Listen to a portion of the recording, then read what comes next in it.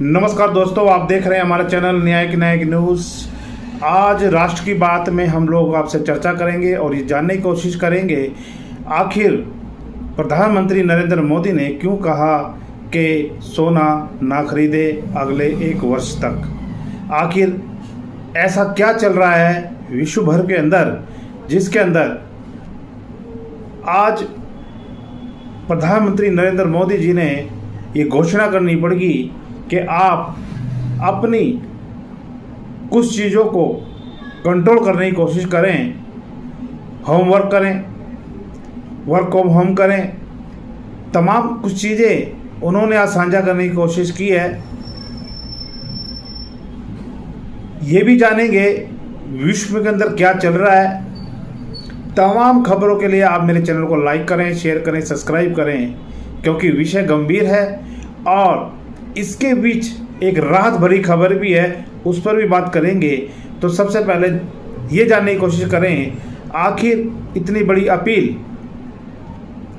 प्रधानमंत्री जी ने क्यों करी और इसका क्या हो रहा है असर, खास करके जो सोना चांदी के व्यापारी हैं, जो ज्वेलरी का बिजनेस करते हैं और भारतवर्ष के अंदर एक बड़ा व्यापार ज्वेलरी का चलता है, जिसमें बहुत सारी बड़ी कंपनियां इन्वॉल्व है। साथ में क्या होगा उन वर्करों का जो इस कारोबार से जुड़े हुए हैं। तो ये जो चीज़ें हैं सभी पर चिंतन मंथन आज हम लोग करने जा रहे हैं। तो सबसे पहले बात करते हैं कि इसका आखिर प्रधानमंत्री ने ये घोषणा क्यों करी और देश भर में इसका क्या असर हो रहा है। तो मैं आपको बताऊं, इस अपील के पीछे जो सबसे बड़ा कारण है वो है विश्व युद्ध। विश्व युद्ध की आहट हमको नज़र आ रही है। और अभी आप मिडिल ईस्ट में देखिए, एक तरफ यूक्रेन का युद्ध रूस के साथ जो कई वर्ष हो गए, लगातार 3-4 साल के करीब होने को हो रहा है, युद्ध रुक नहीं रहा है। तो दूसरी तरफ इराक के साथ अमेरिका का युद्ध। अमेरिका को लगता था कि हफ्ते भर के अंदर इसको निपटा देंगे, लेकिन ऐसा हो ना सका और ये युद्ध भी पिछले 3-4 महीने से लगातार चल रहा है, जिसके परिणाम अब हमारे सामने आने लगे हैं। एक तो सबसे बड़ा कारण है कि जो तेल की जो सप्लाई है जो इराक से निकलती हैं, एक टापू से समुद्र के रास्ते लोगों की जो सप्लाई का जो जरिया था हरमुज के अंदर, तो वो जो इलाका है वो पूरा जो कंट्रोल उसका है इराक का है। और अमेरिका चाहता है कि ये जो प्रक्रिया है सप्लाई की ये कभी रुके नहीं और इराक अपनी हार मान ले, लेकिन इराक हार मानने को तैयार नहीं है। नतीजा ये हुआ कि इराक ने सप्लाई, जहाँ से सप्लाई निकल रही थी हर देश में जाने की, तो वहाँ पे उन्होंने जो है स्टॉप लगा दिया। स्टॉप लगाने के बाद जो तेल की सप्लाइयाँ थी उनको रोक दिया गया।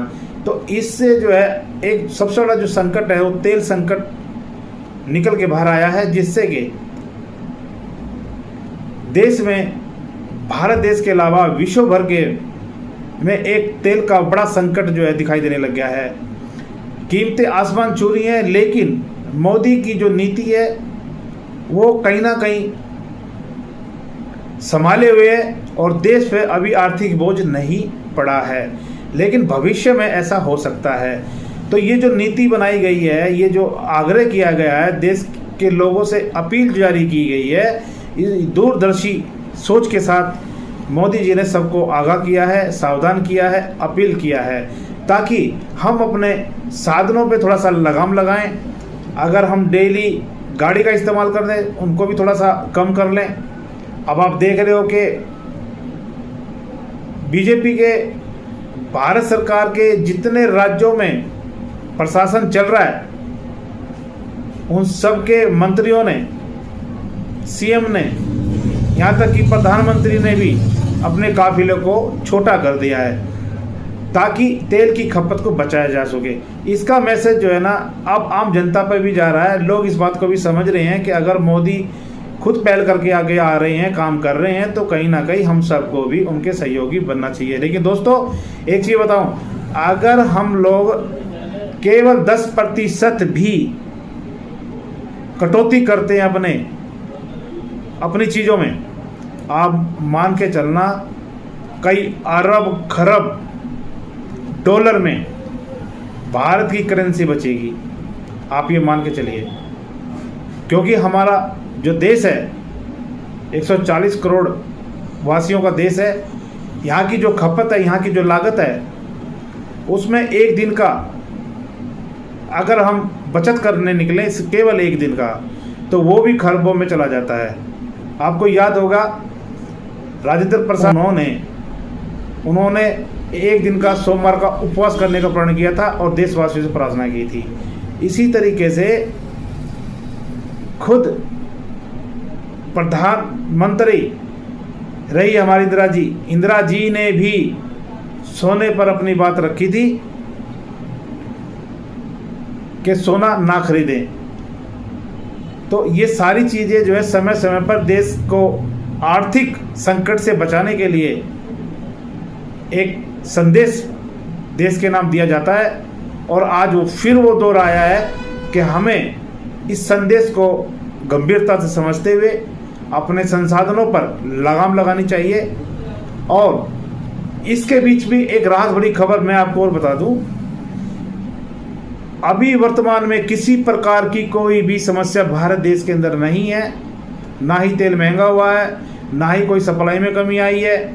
दूसरी तरफ हमारा सबसे बड़ा साझीदार, हमारा सबसे प्यारा दोस्त रूस ने भी तुरंत कह दिया है कि हम भारत की तेल सप्लाई को बंद नहीं होने देंगे। हम भारत के तेल सप्लाई को सुचारू रूप से जारी रखेंगे।